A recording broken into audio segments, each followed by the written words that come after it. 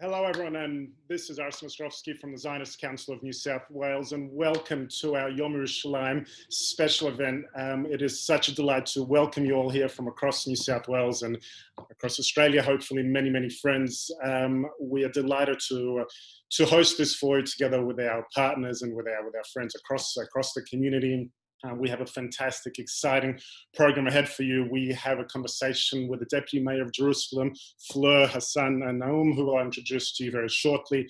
We will have Tefillat Hagit celebratory prayers for the capital. We will have an amazing performance from internationally acclaimed Israeli artist Yonatan Rizel. And last but certainly not least, we are so happy that one of Israel's really world-renowned and leading authors and experts on Jerusalem, Yossi Klein Halevi, will be with us today as well. He'll be he's the author of this really truly mesmerizing book, Like Dreamers, about the heroic IDF paratroopers that reunited Jerusalem in 1967. So he will talk to us as well, which will be fantastic. Just before, though, introducing Fleur, I wanted to take this opportunity to perhaps remind everyone of the words of David Ben-Gurion, Israel's first prime minister and Zionist visionary, who said in 1949, when declaring Jerusalem as Israel's capital in the face of what was certainly then overwhelming pressure from the United Nations and the international community, he said, and I quote, "Jerusalem is an organic an inseparable part of the state of Israel, just as it is an integral part of Jewish history and belief. Jerusalem," he said, "is the heart of the state of Israel." So when Israel was finally reunited in 1967 by the paratroopers, by those soldiers led by Yitzhak Rabin, when Moshe Dayan, who was the defense minister at the time, when he got to Jerusalem, to the foot of the Western Wall, one of the holiest sites in Judaism, he said, "We have returned to all that is holy in our land. We have returned never to be parted from it again." So with that, I'm really delighted and honored to introduce our speaker, Fleur Hassan-Nahoum. I will 1 second just unmute her as well, so you can see her as well. Fleur, for those of you that don't know, she was recently referred to in an article as the Rock of Gibraltar. Fleur was born in London but raised in Gibraltar. She has also been called Jerusalem's foreign minister, where she leads the city's advocacy and outreach to the international community, as well as diaspora relations, amongst many other hats. For me, I have the privilege of calling Fleur a dear friend. So for me, that's her most important title. Fleur practiced law in London before making her way out of fame in 2001. Welcome, Madam Deputy Mayor. It's great to see you again. I wish we were meeting in your beautiful office, which has truly one of the most spectacular views of the old city and especially of the Temple Mount and the Western Wall. But for now, I think everyone back in Australia and elsewhere can enjoy it perhaps from a social distance, but hopefully soon again. So welcome, and it's really, really wonderful to have you here with us. Well, it's always a pleasure talking to you, Arsen, and hi everybody in the Australian Jewish community, a community so close to the heart of Jerusalem. It's wonderful to be with all of you. Fleur, I wanted to ask on a more personal level, today we're celebrating Yom Yerushalayim, the reunification of Jerusalem, Israel's eternal capital, the heartbeat of the Jewish people. On a personal level, what does it mean to you? The celebration means a great deal. It's our celebration, it's our party here in Jerusalem. But I think what it is much more. It's basically the reunification is fulfilling our destiny as a people. So we fulfilled our destiny as a people by creating the state of Israel. And we, in 1967, fulfilled the heart of our destiny, and that is reuniting our eternal capital, the capital that we built, that King David built with his own hands, literally. And Jerusalem is really a special place with a special DNA, and it's not by chance that King David decided to put the capital of his kingdom here. King David found a place where all the tribes could gather. Didn't belong to any particular tribe. It was between Benjamin and Judah. And he found this place and he said, this is where I'm going to set up because I need to be in a place that all the tribes can come and ingather. And that's why Jerusalem was picked. And the very DNA of Jerusalem is diversity.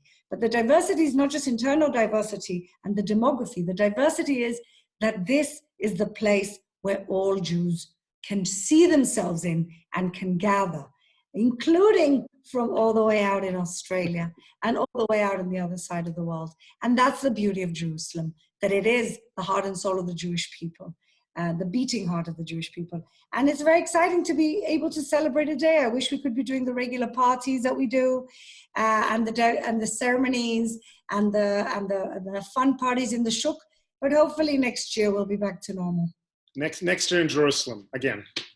Amen. And tell me, Fleur, you said once something very beautiful, and I've heard you say it a number of times when you've been speaking to groups, and certainly when I remember when we took a group of the young Australian activists from the Zionist Council last year, and I want to quote you because I don't want to get this wrong. You said Jerusalem is the laboratory for the solutions of the challenges in our country and the problems in the entire region, and of course in the Jewish world. What do you mean by that? What I mean is that Jerusalem is ground zero of all the challenges. Let's be honest. It's ground zero of the challenges between Jews and Arabs. We have a demography where 37% of our residents of the city are Arabs. 37%, okay? We are also the largest ultra-Orthodox city in the country, with 25% of our population is ultra-Orthodox. We, of course, have secular Jews, religious Jews, the whole spectrum. We have Christians. Everybody's here, which means that the tension, the front line of all those different conflicts are here. But because it's all here, I truly believe that this is where we're going to be developing the models for a shared society, because we have to. And the reason why we're the solution for the entire country and the world is because in 30 years' time, the demography of the entire state of Israel will mirror the demography of Jerusalem today, which means that we're the laboratory. Here is where we need to start coming up with the solutions. And the way that we interact between Jews and Arabs and the shared society we're trying to build, I always tell people, nobody's going anywhere. Everybody goes to sleep thinking, the next day I'm going to wake up and the Arabs are miraculously in Jordan. And the ultra-Orthodox go to sleep thinking, the secular are going to leave one day and we're going to take over. And the secular go to bed saying, the Haredim somehow will move to another Bnei Brak. Nobody's going anywhere. And so we only have one way to move forward. And that is to develop. I don't like to talk about peacemaking. I talk about developing the models for a shared society. How do the Haredim live with the secular? How do we do sports on Shabbat in a population where increasingly more people are religious? How do we do shared society with the Arabs when their educational system is still in the hands of the Palestinian Authority? These are the salient challenges that we will solve in Jerusalem, and therefore will have positive impact around the country. And I say the world because here too is where we have to figure out how we as Jews, secular, religious, diaspora and Israeli, how we create, how we share the holy places, how we respect each other. It's also here in Jerusalem. And that's why I think that I believe we are the laboratory. And here is where the solution will come, because here is where the challenges are in your face. How do you measure success in that regard? How do you say in 1, 2, 3 years' time, how do you know that you've advanced on that? How do you know that you're moving forward? That's a good question. That's a good question. And it's a good question because politicians know how to talk. But afterwards, when you have to do the list of what you've actually achieved, they're less good at that. But I truly believe in measurements and evaluation of everything. I think, how do we see that we've succeeded? Very simple. We have one example, we have the lowest employment participation in the country and in the Middle East in the Arab women of East Jerusalem. Not the Arab women of Haifa or the Arab women of Tira, no. In East Jerusalem, the Arab women have the lowest workforce participation in the Middle East. In the Middle East, Saudi Arabia, more are working. How do we measure that? We created a program for female entrepreneurship, for women to open their small businesses. And we have seen the needle move from 19% to 25%. That's measurement. Mm-hmm. I wanted to go up to 40%. That's the next stage. How do we do that? We have to go and reform the educational system of the Arabs in East Jerusalem that are being taught incitement and hatred and no Hebrew. How do we do that? I want every year more schools learning Hebrew. So these are things that we can measure. What else can we measure in this city? How many ultra-Orthodox people are in university? The more that are in university, the better chance we have that they can get out of poverty and get out of the mentality of having the state support them. So these are very fixed measurements that we can use day to day.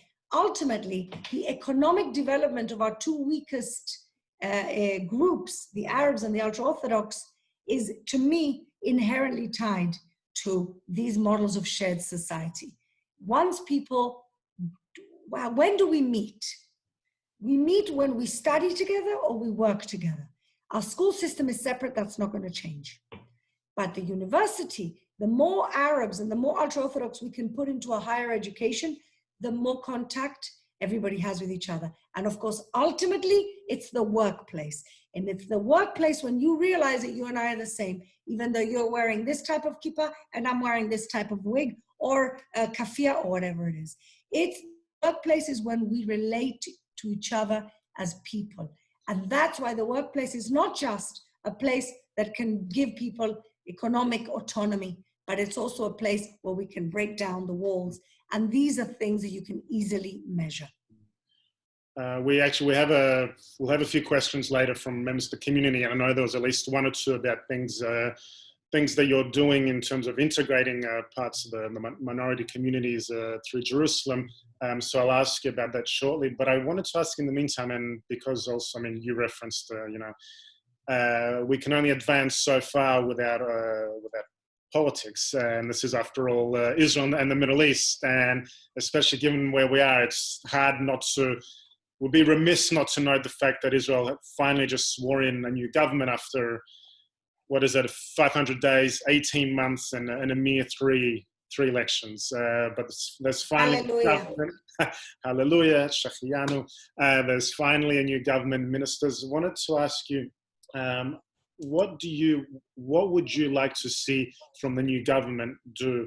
What steps would you like them to take to advance Jerusalem, to improve the society, to strengthen all the different elements that you spoke about? If you could sit down with the government now and speak to them and give them a wish list, so to speak, what would you like to see them do? Well, in the first instance, we need to get out of this economic crisis, which is very, very deep. And it's affecting a lot of people, and it won't just affect them financially, it'll affect their well-being and their health and the children and everything. So the first thing we need is a recovery package, both from the economy ministry, the finance ministry, and for me also, I'm in charge of tourism for the tourism industry. So the first thing we need to do is give people a little bit of oxygen to try and make sure that their businesses survive this downturn until we get life back to normal. And that's the first thing that I want to see from all these ministries. Put your hand in your pocket and help the people who elected you to actually serve them. And on that, I'm in touch with the tourism ministry, and I'm in touch with the Jerusalem Affairs Ministry to try and figure out how we pull ourselves out of this slump. I have to say that our economy has been affected more adversely than other cities because our economy is very service-oriented. Mm-hmm. Whilst in Tel Aviv, there are much more tech jobs per capita. Here, there's less and many more tourism, restaurants, entertainment, culture.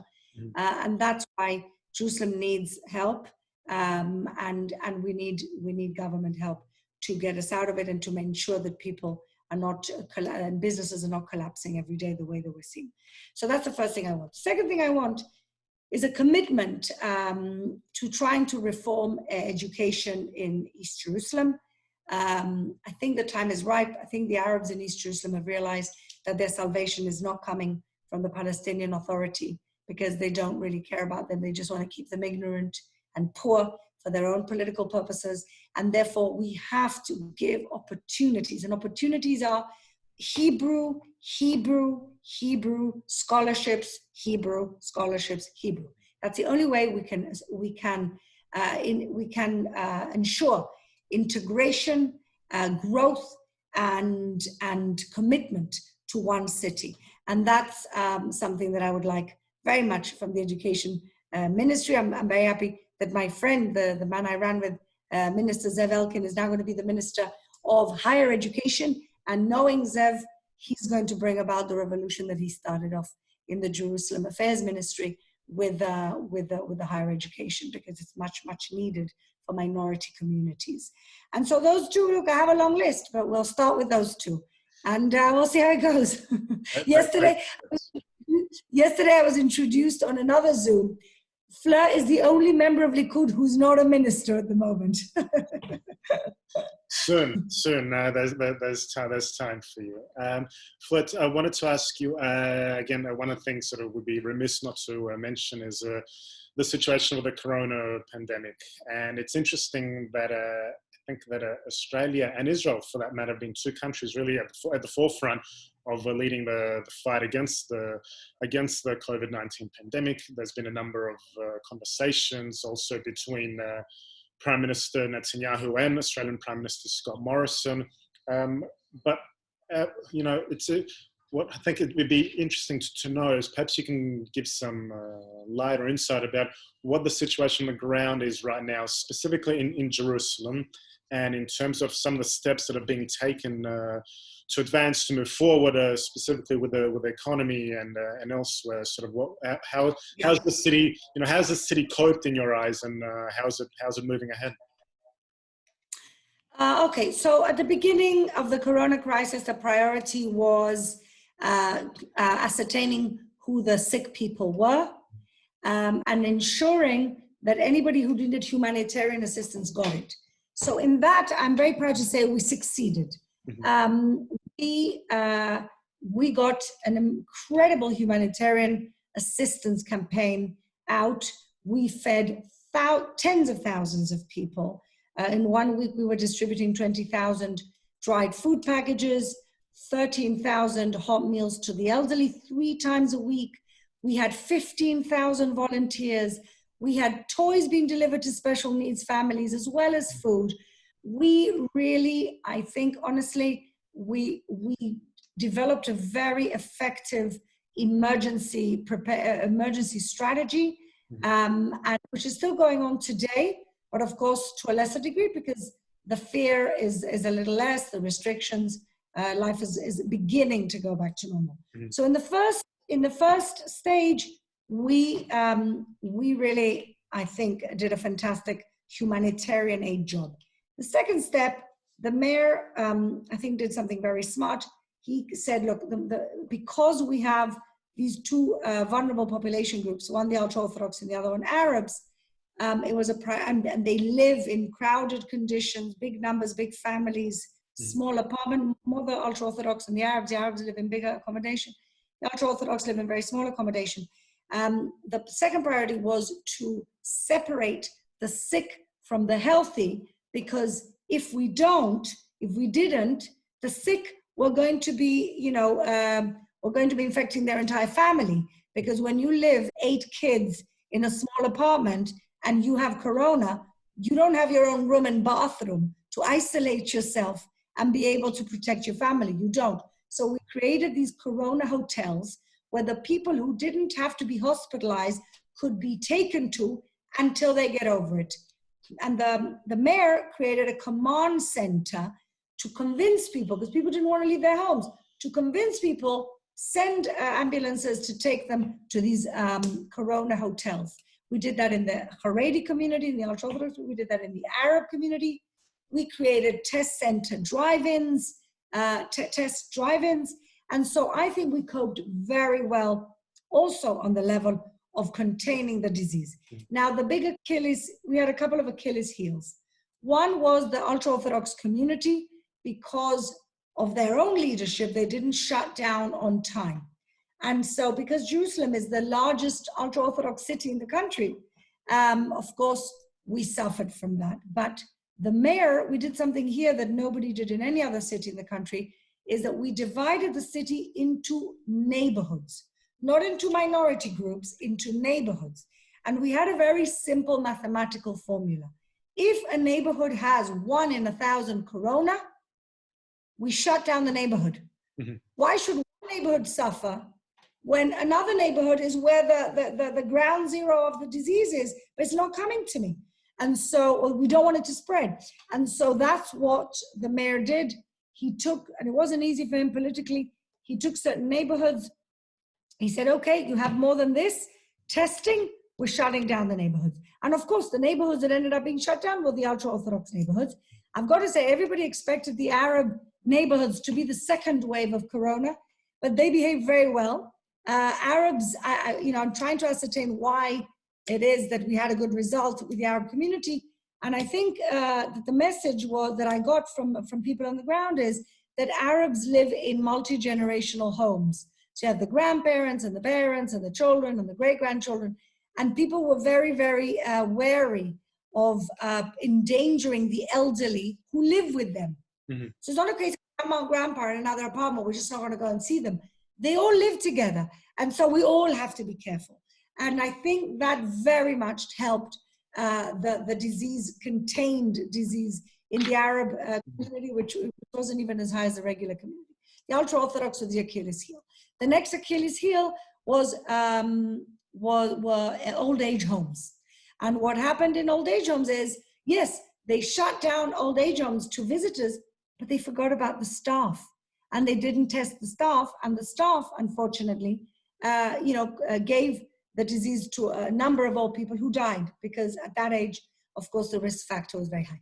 But apart from those two things, I think that in general, Jerusalem can be a model for how you manage a complicated, demographically diverse city. And now what I'm trying to do is make Jerusalem the model for the post-corona tourism. That's what I'm trying to do right now. What is happening on the ground now in terms of reopening the economy? How advanced is Jerusalem, and what are some of the immediate steps moving forward? So to reopen the economy, people are slowly going back to work. Restaurants are still not opening, but that is meant to happen at the end of the month. Entertainment places are same. The gathering now is less strict. I think it's 50 people to grow up to 100 people by next week. What the mayors decided to do, which I think is fantastic, we're going to close down some streets, some major high streets in Jerusalem. We're going to invite restaurants to open their restaurants outdoors, outside. We're going to bring cultural content, and we're going to have a party for 3 months to try and restore the confidence of people to go back out there and restore and give some life and some oxygen to those businesses that have been so badly affected. And this is something that we're sponsoring. We're sponsoring street activity with content to get people out and buying and shopping and eating pizza and hot dogs and falafel. That's fantastic. Fleur, I could talk to you all day long, literally, but we do have some fantastic questions also from members of the community here in New South Wales. So I would love to ask you a couple of quick questions on that. I know we don't have that much time. The first one's a great question, given that you've said that you, amongst your many, many hats, is also the tourism hat. So the first question is, when do you think we can visit Israel again, and especially Jerusalem? Can you look in the I get that all the time. Huh? Can you look in the crystal ball? Can you tell? I can't, but I can give an intelligent or semi-intelligent prediction. Look, until we have the technology to test people, the country's not just going to open its borders just like that. The one saving grace of Israel was that we closed our borders early enough. And I think Australia did the same. And I think that was one of really the reasons why we've come out okay from this horrible, horrible thing. I believe, I'm hoping that the summer, and I'm speaking to hotels, I'm hoping that July, August will see a return of some semblance of foreign tourists. And I'm hoping that by the Chagim, if anybody wants to plan a holiday, I want, come for the holidays, come for the high holidays. And what I'm trying to work on at the moment, and I've had some good response, I'm trying to work with the hotels of canceling their cancellation fee. Mm-hmm. Because I want people to book without fear. So if you know you can book in September without fear that somehow we're going to go back or somehow you won't be able to make the hotel, then people will start booking. Mm-hmm. And that's what I'm working on at the moment. I want to cancel the cancellation fee in order for people to start booking and planning their trips back to Israel. I'm hoping by the Chagim, cautiously optimistic that by the summer we can have some semblance of flights coming back into the country. Good luck. Now that El Al certainly has meant to launch direct flights, which they have, but unfortunately the first ones were for the wrong reasons. What a shame. Repatriate Israelis back home, but hopefully that can resume, and we can get even more Australians coming here to Israel, and certainly Israelis also going to Australia as well. For the next question, I know something that's especially meaningful to you, and you spoke about in reference in the beginning. The question is, can you tell us what Jerusalem is doing to integrate minorities, but especially women, Haredim, and the Arab community? Well, we're doing a lot as well. Going back to the fact that we are the template here, we're developing new templates for the solution. The biggest thing that we're doing is really talking about quality employment. With Haredi women, we have less of a problem. I'll explain why. Haredi women study core curriculum subjects in their educational system. Mm-hmm. Haredi men don't. So if Haredi man decides he doesn't want to have a life of Torah study, at least as a profession, they have to do these really intense accelerated learning programs in order to learn math, which they stopped learning when they were 11. It's ridiculous. The girls don't have to. The girls are learning core curriculum because they're supposed to be the breadwinners. They're also supposed to be the ones having the 8 children and dealing with the house. So the challenge with Haredi women is not getting them into employment, is to upgrading their employment, because most of them are working in minimum paid jobs. And for that, what we're doing is starting from school, ascertaining the smart girls that are good for technology subjects and giving them direct access to a degree, even within their working system, a degree that will then lead to placement. We have fantastic academic institutions like Machon Lev and the Jerusalem College of Technology that are completely wired to the ultra-Orthodox community and getting them good technology jobs. I say technology jobs because those are the best jobs in the country in terms of pay. However, there's many different professions that Haredi women tend to go in, like nursing, and we want to work towards upgrading every opportunity they have in order to be able to get a higher income for themselves. So with the Haredi women, it's not about getting them working, it's about getting them better jobs, upgrading. Sorry, that's my dog. With ultra-Orthodox men, it's getting them into the frame of mind that after school, they should go and they should study, do all the subjects that they're missing in order to get into a program for higher education. There's also programs that we're doing with ultra-Orthodox men to get trades and different types of jobs. And the Arabs, it's really, the challenge is the Hebrew. The challenge is the Hebrew. We're trying to put in more Hebrew class. The challenge is their education system. And what we're doing with them is we just came out today on Jerusalem Day, the statistics, we've had a 50% rise in Arab students in Jerusalem academic institutions. And that's good news because higher education means that eventually they will also be integrated in the best jobs.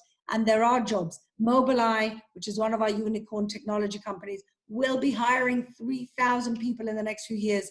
And we want those people to be Jerusalem people, especially from minority communities. And we're working very hard with Mobileye in order for that to happen. That leads me on to the next question, which is perfect timing. We have another question here about the tech and innovation scene. So the question is, we keep hearing about Israel as a startup nation, and especially cities like Tel Aviv and Herzliya leading the way. But where does Jerusalem stand on that? And what is the city doing also, one, to encourage also jobs and the big companies to invest in Jerusalem? Great question. This is really one of my entry points into politics, was actually through a group of people 7 years ago who became activists in order to develop an innovation ecosystem in the city. Because we had all the ingredients. What are the ingredients? We have the best academic institutions in the country, best university, design school, art school. We have colleges, etc. We had certainly the human capital, the students in these colleges, and we needed to connect some of the dots. And what my group of activists did was create a community and develop a community. And once you start bringing in academia, industry, community, then you need one more thing: you need investment, and of course you need government. And so what we did was, this was before I was even a politician, I was one of the activists trying to bring government funding to develop the ecosystem. We succeeded, to the credit of the previous administration, and we built a flourishing ecosystem. We brought in 3 times the amount of startups in the last 7 years. We've brought in 4 times the amount of investment. We are developing, creating unicorns all the time, like Mobileye and Lightrix, and we're building office buildings and office space in order to give space to this flourishing community. We've developed niches in biotechnology, in computer vision technology, AI, and so we are continuing to bolster the community, the physical infrastructure of the community, and of course, one thing that we've done, I think, very well is we've developed an amazing methodology for partnership between the academic institutions and industry, something which is quite unique in Israel. We have an innovation center, a city innovation center in the university, and we're building a high-tech village in Hebrew University. So that is something that we can be proud of. However, it hasn't happened fast enough, and therefore now, with this corona, because our tech jobs are still not a major sector of our job market here, we're suffering. And the idea is that the tech sector should be a much bigger segment of the employers of the city. And that's something that I'm working towards. Fantastic. The next question is, you have been pretty outspoken about Onra, the Palestinian Refugee Agency, which just a few weeks ago marked 70 years since its establishment, and especially about its presence in Jerusalem. Can you tell us why this is such a big issue and what you're doing about it? The problem with Onra, there's a number of problems with Onra. Onra, 54% of Onra's budget goes to their educational system. The rest goes to the health system or whatever else they purport they are doing. The reason I'm upset is because their schools take the Palestinian Authority curriculum and use it as their curriculum. They don't develop their own curriculum, which means that their own schools are in contravention of UN values and policy. Why is that? Because the Palestinian Authority curriculum, which they adopt from top to bottom, is a curriculum of incitement, anti-Semitism, and obsession with the right of return. Now, why is that a bad thing? The obsession with the right of return is because you're basically saying to the Palestinians, the only way that we're going to get our result is to kick the Jews out. So there's zero talk about coexistence, shared society, let's try and live peacefully, nothing. Their only mantra is throw the Jews into the sea. And these are the children that then they come out and say, oh, we want coexistence. How can you want coexistence when you are training and brainwashing and indoctrinating your children from the minute they go to school? The only solution for us is to kick the Jews out. My kids certainly don't come back with any type of mantra like that. We talk about how we can build a shared society. We sing songs of peace. When will there be peace? So we are diametrically opposed in terms of the educational philosophy. And Onra, a UN body with the values of coexistence and mutual respect, have adopted blindly the curriculum of the Palestinian Authority. On top of that, in Jerusalem, there's an added problem, and that is that the Palestinian children are being educated in a city where their schools are not teaching them the language of the city. Now, put politics aside for a second. What jobs can they get when they don't speak Hebrew? How can they go into a further education when they don't speak Hebrew? Who ends up going? The smart and the rich. And you know what? I want to give everybody the same opportunity, not just the very wealthy Jerusalem Arabs, and not just the ones who are self-taught and have the intellectual capacity. I want everybody to have that opportunity. And in order for us to do that, UNRWA has to stop with their educational system or demand change from the Palestinian Authority educational system. And this is something that they've ignored. It's much easier to just criticize Israel than to actually sort out their own house. And this is what I'm asking them to do. And I'm going around lobbying the donor countries to stop funding incitement and indoctrination, because instead of bringing peace and coexistence, they're actually making things worse. So instead of making things worse, don't do anything at all. Thank you very much. So, yeah. Okay. Still on the political side, 2 years ago, the next question is 2 years ago, the US administration formally moved their embassy to Jerusalem. Hopefully Australia will follow soon. How do you see, though, Jerusalem fitting in within the broader context of the Trump peace plan? Well, I'm very excited. I've been working closely with the US administration, well, through the ambassador, of course, and his staff here, since they moved their embassy. I'm intimately involved with their plans for building the new embassy, and I'm their coordinator and the facilitator of that in City Hall. I believe that the moving of the embassy brings incredible opportunities for all the populations in the city. And in fact, I'm working hard with the embassy here to bring the elements and the philosophy of the Trump plan to East Jerusalem in terms of economic opportunity, employment, bringing new opportunities. I'm talking to people who are going to set up factories and set up outsourcing centers. And my ultimate dream is for East Jerusalem, for the Arab part of Jerusalem, to be the back office or the innovation center of the Middle East, and look towards the Arab countries around us as a resource with our Arab-speaking population. And this is very much in line with the Trump plan that aims to normalize ties with the rest of the Arab countries and have economic collaborations and real regional partnership. And so I see East Jerusalem as a very important piece of this puzzle. It's easier for the US Embassy to start working with us. And I'm very proud to say have started working with us in East Jerusalem as a semi, let's call it a pilot of what the Trump plan could be. And that's something that I'm involved in very, very strongly day to day. Fantastic. The next question is a very important question. I really want to know, where does one get the best falafel in Jerusalem? Do you have a recommendation? Because everyone says theirs is the best. It's a very political question.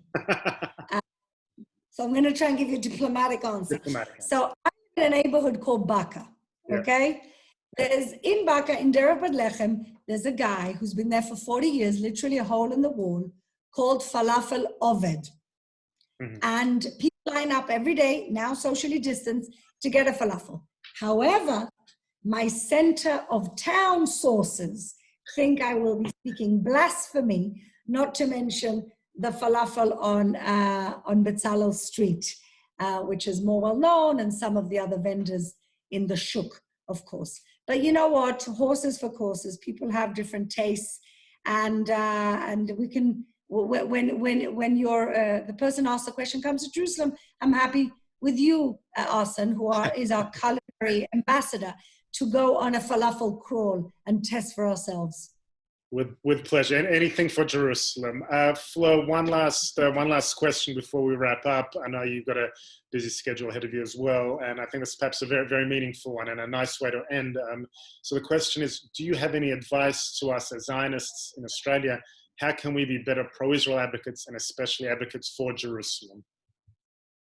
Well, thank you for the question. And I have to say that we truly appreciate that bond that we have with our Australian Jewish community that has always been amongst the most Zionist communities in the world. And I know how tireless the community is in terms of its pro-Israel advocacy. So I'm privileged for the question.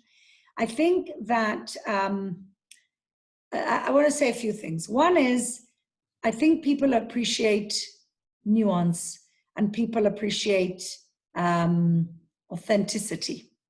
And so it's okay to say, sometimes we made a mistake, this we could have done better. It only adds to the veracity of your arguments when you talk about Israel doing something well. I always talk and I say, look, these are my principles, this is what we're doing well, we could have done this better, this we should have done better, we should have treated this and this much better. And I think people truly appreciate balance and nuance. And I think we don't do it enough.